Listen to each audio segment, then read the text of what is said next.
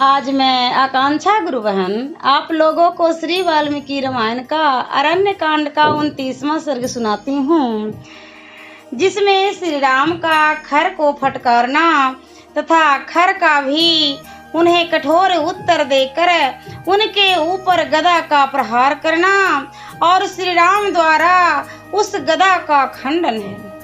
खर को रथहीन होकर गदा हाथ में लिए सामने उपस्थित देख महातेजस्वी भगवान श्री राम पहले कोमल और फिर कठोर वाणी में बोले, निशाचर, हाथी घोड़े और रथों से भरी हुई विशाल सेना के बीच में खड़े रहकर तूने सदा जो क्रूरतापूर्ण कर्म किया है उसकी समस्त लोगों द्वारा निंदा हुई है।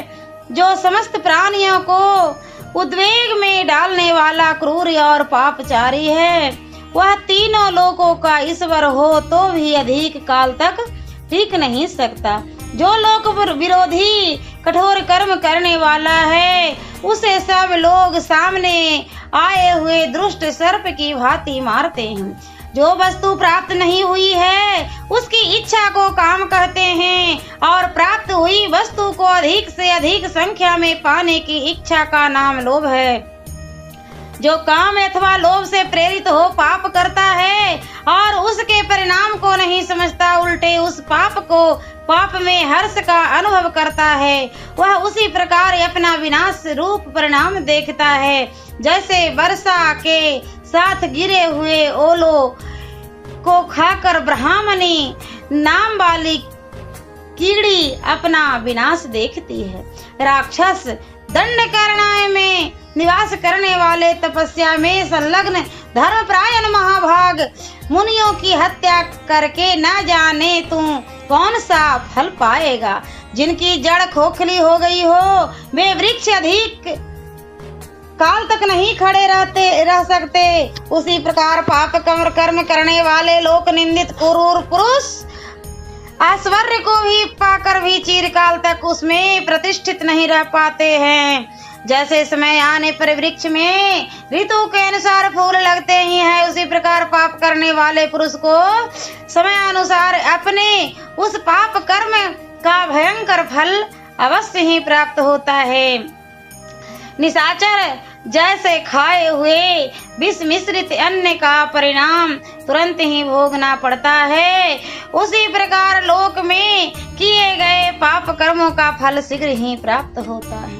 राक्षस, जो संसार का बुरा चाहते हुए घोर पाप कर्म में लगे हुए हैं, उन्हें प्राण दंड देने के लिए मेरे पिता महाराज दशरथ ने मुझे यहाँ वन में भेजा है। आज मेरे छोड़े हुए स्वर्ण भूषित बाण जैसे सर्प बावी को छेद कर निकलते हैं, उसी प्रकार तेरे शरीर को फाड़कर पृथ्वी को भी विदीर्ण करके पाताल में जाकर गिरेंगे। तूने दंड करनाए में जिन धर्मपरायण ऋषियों का भक्षण किया है, आज युद्ध में मारा जाकर सेना सहित तू भी उन्हीं का अनुसरण करेगा। पहले तूने जिनका वध किया है वे महर्षि विमान पर बैठकर आज तुझे मेरे बाणों से मारा गया और नरक तुल्य कष्ट भोगता हुआ देखें। कुलाधम, तेरी जितनी इच्छा हो प्रहार कर, जितना संभव हो मुझे प्रस्त करने का प्रयत्न कर, किंतु आज मैं तेरे मस्तक को ताड़ के फल की भांति अवस्थ काष्ठ गिराऊंगा। श्री राम के ऐसा कहने पर खर कुपित हो उठा, उसकी आंखें लाल हो गई। वह क्रोध से अचेत सा होकर हंसता हुआ श्री राम को इस प्रकार उत्तर देने लगा, दशरथ कुमार, तुम साधारण राक्षसों को युद्ध में मारकर स्वयं ही अपनी इतनी प्रशंसा क्यों कर रहे हो? तुम प्रशंसा के योग कदापि नहीं हो। जो श्रेष्ठ पुरुष पराक्रमी अथवा बलवान होते हैं वे अपने प्रताप के कारण अधिक घमंड में भरकर कोई बात नहीं कहते हैं। राम, जो शूद्र अजितात्म और क्षत्रिय कुल कलंक होते हैं वे ही संसार में अपनी बड़ाई के लिए व्यर्थ डिंगहाका करते हैं। जैसे इस समय तुम अपने विषय में बढ़ बढ़कर बातें बना रहे हो, जबकि मृत्यु के समान युद्ध का अवसर उपस्थित है, ऐसे समय में बिना किसी प्रस्ताव के ही समरांगन में कौन वीर अपनी कुलीनता प्रकट करता हुआ आप ही अपनी स्तुति करेगा। जैसे पाताल स्वर्ण लोक स्वर्ण शोधक याग में तपाए जाने पर अपनी लघुता को ही व्यक्त करता है, उसी प्रकार अपनी झूठी प्रशंसा के द्वारा तुमने सर्वथा अपने ओछेपन का ही परिचय दिया है। क्या तुम नहीं देखते कि मैं नाना प्रकार के धातुओं की खानों से युक्त तथा पृथ्वी को धारण करने वाले अविचल कुल पर्वत के समान यहाँ स्थिर भाव से तुम्हारे सामने गदा लेकर खड़ा हूँ। मैं अकेला ही पापधारी यमराज के भांति गदा हाथ में लेकर रणभूमि में तुम्हारे और तीनों लोकों के भी प्राण लेने की शक्ति रखता हूँ। यद्यपि तुम्हारे विषय में मैं इच्छा अनुसार बहुत कुछ कह सकता हूँ, तथापि इस समय कुछ नहीं कहूँगा, क्योंकि सूर्यदेव अस्तांचल को जा रहे हैं, अतः युद्ध में विघ्न पड़ जाएगा।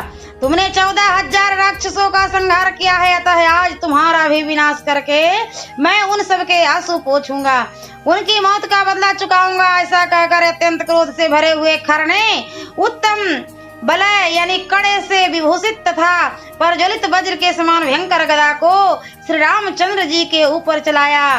खर के हाथों से छुटी हुई वह दीप्तिमान विशाल गदा वृक्षों और लताओं को भस्म करके उनके समीप जा पहुंची। मृत्यु के पास की भांति उस विशाल गदा को अपने ऊपर आती देख श्री रामचंद्र जी ने अनेक बाण मारकर आकाश में ही उसके टुकड़े टुकड़े कर डाले। बाणों से विदीर्ण एवं चूर चूर होकर वह गदा पृथ्वी पर गिर पड़ी, मानो कोई संपूर्ण मंत्र और औषधियों के बल से गिराई गई हो। सियावरी रामचंद्र की जय। और मैं अगले वीडियो में अरण्य कांड का 30वां सर्ग सुनाऊंगी।